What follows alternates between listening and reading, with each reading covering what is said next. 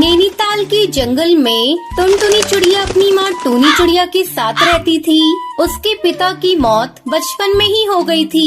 तब टूनी चिड़िया ने टुनटुनी को माँ और बाप दोनों का प्यार दिया। टुनटुनी अब बड़ी हो गई थी और उसकी शादी की चिंता टूनी चिड़िया को सताने लगी। एक दिन जंगल का मुखिया कड़कनाथ कौआ टूनी चिड़िया के घर आता है। कहो भाभी, कैसे हो? सब कुछ बढ़िया चल रहा है ना? मुखिया जी आप बताइए, कहिए कैसे आना हुआ?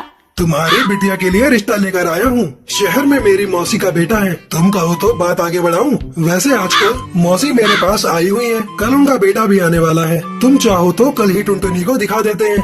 ठीक है मुखिया जी, एक न एक दिन बेटी को विदा तो करना ही है।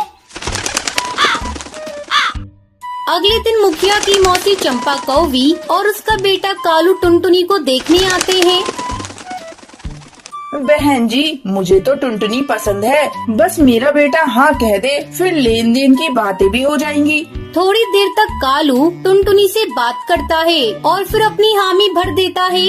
मुबारक हो बहन जी, अब आपकी बेटी मेरी हुई। लेकिन दहेज में मुझे 2 लाख रुपए नगद चाहिए। मेरा बेटा अपने काम को आगे बढ़ाना चाहता है, इसमें पैसे तो लगेंगे ही। वैसे भी मैं आपसे बहुत थोड़ा दहेज मांग रही हूँ। आप लोग गांव के हैं और हम लोग शहर के। शहर में शादी करने के लिए बहुत सारा दहेज देना पड़ता है। मैं तैयार हूँ बहन जी, बस मेरी बेटी का घर बच जाए, इससे ज्यादा खुशी की बात मेरे लिए और क्या होगी।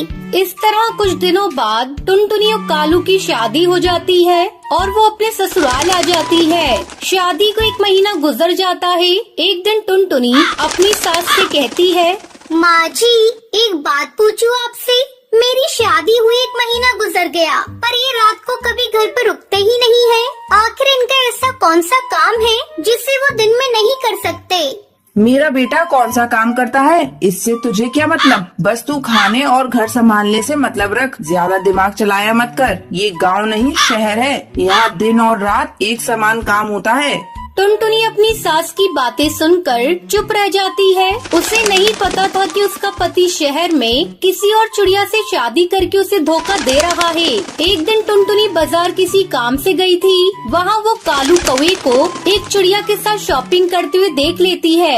अरे ये तो मेरे पति कालू जी है, और इनके साथ ये चिड़िया कौन है जिसे ये शॉपिंग करा रहे हैं? लेकिन मेरे लिए तो इनके पास थोड़ा भी समय नहीं है। टुनटुनी तुरंत अपने पति के पास जाती है।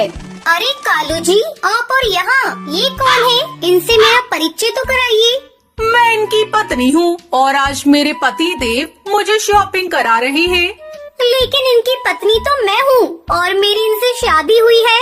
क्या बकवास कर रही है? मैं तुझे नहीं जानता। चलो जाओ यहाँ से। टुनटुनी आंसू बहाती हुई अपने घर चली जाती है। माँ जी, आप लोगों ने मुझे धोखा दिया है, मेरी जिंदगी के साथ खेला है।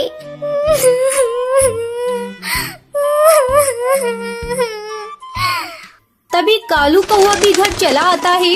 माँ, अब इस गवार का कोई काम नहीं, हम आज ही इसका काम तमाम कर देते हैं। दोनों माँ बेटे मिलकर टुनटुनी को एक नदी में ले जाकर फेंक देते हैं। बचाओ बचाओ, मैं डूब जाऊंगी, मुझे तैरना नहीं आता। तभी उस नदी के पास पानी पी रहा एक हाथी का बच्चा टुनटुनी की आवाज सुनता है। वो किसी तरह टुनटुनी को नदी में डूबने से बचा लेता है। टुनटुनी अपने साथ शहर में हुए अत्याचार को अपनी माँ को नहीं बताती।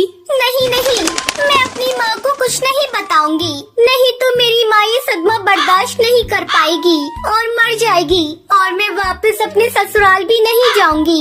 मैं खुद से अपना एक नया घोंसला बनाऊंगी।